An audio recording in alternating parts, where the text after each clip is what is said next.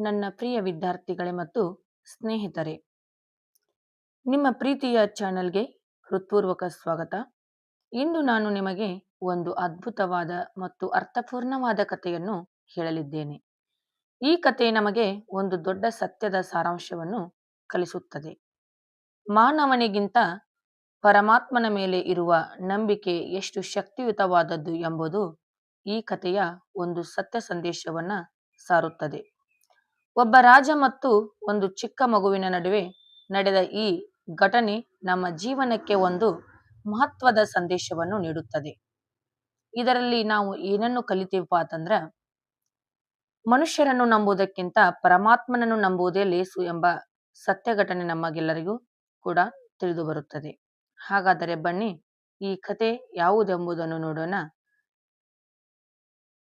ಮಣ್ಣಿನ ಮಡಿಕೆ ಮಾಡುವ ಮಗುವನ್ನು ಪ್ರಶ್ನಿಸಿದ ರಾಜ.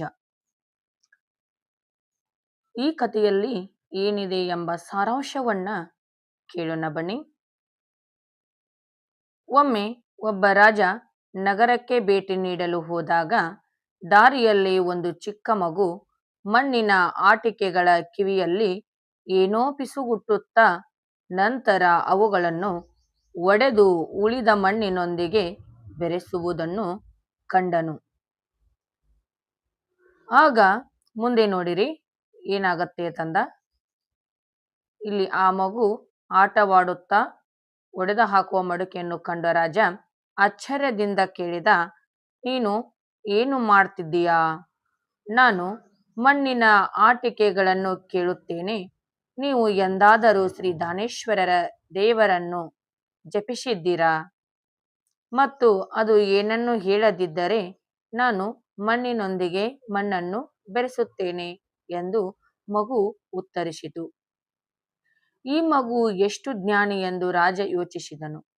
ರಾಜ ಅವನನ್ನು ಕೇಳಿದನು, ನೀನು ನನ್ನ ಅರಮನೆಯಲ್ಲಿ ನನ್ನ ಜೊತೆ ಇರುತ್ತೀಯಾ? ಮಗು ಹೇಳಿದ, ನಾನು ಖಂಡಿತ ಇಲ್ಲೇ ಇರುತ್ತೇನೆ. ಆದರೆ ನನಗೆ 3 ಷರತ್ತುಗಳಿವೆ. 1, ನಾನು ಮಲಗಿದಾಗ ನೀನು ಎಚ್ಚರವಾಗಿರಬೇಕು. 2, ನಾನು ಊಟ ಮಾಡಿದಾಗ ನೀನು ಹಸಿವಿನಿಂದ ಇರಬೇಕಾಗುತ್ತದೆ. 3, ನಾನು ಕಷ್ಟದಲ್ಲಿದ್ದಾಗ ನೀನು ನಿನ್ನ ಎಲ್ಲಾ ಕೆಲಸಗಳನ್ನು ಬಿಟ್ಟು ನನ್ನ ಬಳಿಗೆ ಬರಬೇಕಾಗುತ್ತದೆ. ನೀವು ಈ ಷರತ್ತುಗಳಿಗೆ ಒಪ್ಪಿದರೆ ನಾನು ನಿಮ್ಮ ಅರಮನೆಗೆ ಬರಲು ಸಿದ್ಧನಿದ್ದೇನೆ. ಆದರೆ ಅದು ಅಸಾಧ್ಯ ಎಂದು ರಾಜ ಹೇಳಿದನು. ಮಗು ಮುಗುಳ್ನಗುತ್ತಾ ಉತ್ತರಿಸಿತು, ಓ ರಾಜ, ಆ ಪರಮಾತ್ಮನಾದ ಶ್ರೀ ದಾನೇಶ್ವರನ ಬದಲು ನಾನು ನಿನ್ನನ್ನು ಏಕೆ ಅವಲಂಬಿಸಬೇಕು? ಆತನೇ ಹಸಿವಿನಿಂದ ಇರುತ್ತಾನೆ ಮತ್ತು ನನಗೆ ಆಹಾರ ನೀಡುತ್ತಾನೆ. ನಾನು ಶಾಂತಿಯುತವಾಗಿ ಮಲಗಿದಾಗ ಅವನು ಎಚ್ಚರವಾಗಿರುತ್ತಾನೆ ಮತ್ತು ನಾನು ಏನಾದರೂ ಕಷ್ಟದಲ್ಲಿದ್ದಾಗ ಅವನು ತನ್ನ ಎಲ್ಲಾ ಕೆಲಸಗಳನ್ನು ಬಿಟ್ಟು ಕರೆಯದೆ ನನ್ನ ಬಳಿಗೆ ಓಡಿ ಬರುತ್ತಾನೆ. ಅದಕ್ಕಾಗಿ ನಾನು ಈ ಮನುಷ್ಯರನ್ನು ಅವಲಂಬಿಸದೆ ಆ ದಾನೇಶ್ವರರನ್ನು ನಂಬಿದ್ದೇನೆ. ನೀನು ಕೂಡ ಅವರನ್ನು ನಂಬು ಎಂದು ಹೇಳಿ ಮಗು ಮನೆಗೆ ಹೋಯಿತು. ಆಗ ರಾಜನಿಗೆ ಸತ್ಯವನ್ನು ತಿಳಿದು ಆಶ್ಚರ್ಯವಾಯಿತು.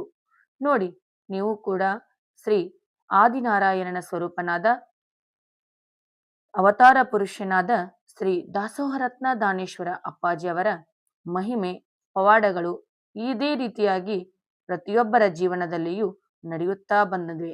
ಅದೇ ರೀತಿಯಾಗಿ ಆ ಮಗು ಹೇಳುವ ಘಟನೆಯೇ ಸತ್ಯ ಎಂದು ನಂಬಿದ ರಾಜ, ನಾನೂ ಕೂಡ ಈ ಸ್ವಾರ್ಥ ಜನರನ್ನು ನಂಬುವ ಬದಲಾಗಿ, ಈ ಆಸ್ತಿ ಅಂತಸ್ತನ್ನು ನಂಬುವ ಬದಲಾಗಿ ಪರಮಾತ್ಮನನ್ನು ನಂಬುತ್ತೇನೆ ಎಂದು ಹೇಳಿ ಆ ರಾಜನು ಕೂಡ ಪರಮಾತ್ಮನಿಗೆ ಶರಣಾದನು. ಪ್ರಿಯ ಸ್ನೇಹಿತರೆ ಮತ್ತು ವಿದ್ಯಾರ್ಥಿಗಳೇ, ಈ ಕಥೆಯಿಂದ ನಮಗೆ ಒಂದು ದೊಡ್ಡ ಸಂದೇಶ ಸಿಕ್ಕಿತು. ಮಾನವನಿಗಿಂತ ದೇವರ ಮೇಲಿನ ನಂಬಿಕೆ ಅತ್ಯಂತ ಶಕ್ತಿಯುತವಾದದ್ದು. ನಾವು ಸತ್ಯ ಮತ್ತು ಧರ್ಮದ ಮಾರ್ಗದಲ್ಲಿ ನಡೆಯುತ್ತಿದ್ದರೆ ದೇವರು ಯಾವಾಗಲೂ ನಮ್ಮ ಜೊತೆಯಲ್ಲಿರುತ್ತಾನೆ.